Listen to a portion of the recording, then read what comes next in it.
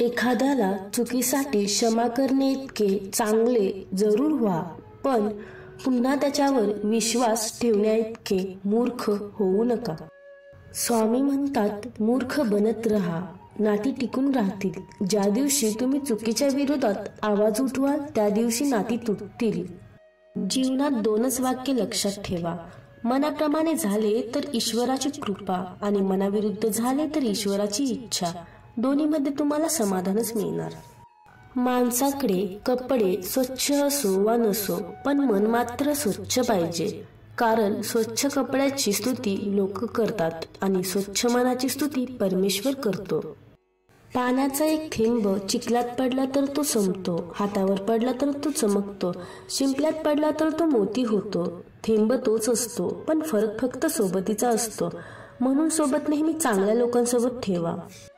दुःख घेऊन आनंद व्यक्त करणे म्हणजे जीवन. कष्ट करून फळ मिळवणे म्हणजे व्यवहार.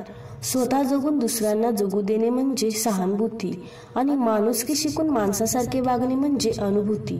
माणसाचा जन्म हा प्रत्येक घरात होतो, परंतु माणुसकी ठराविक ठिकाणी जन्म घेते व माणुसकी जिथे जन्म घेते तिथे परमेश्वराचे वास्तव्य असते. कधी हे शोधण्याचा प्रयत्न करू नका की देव आहे की नाही. हे शोधण्याचा प्रयत्न करा की आपण माणूस आहोत का नाही.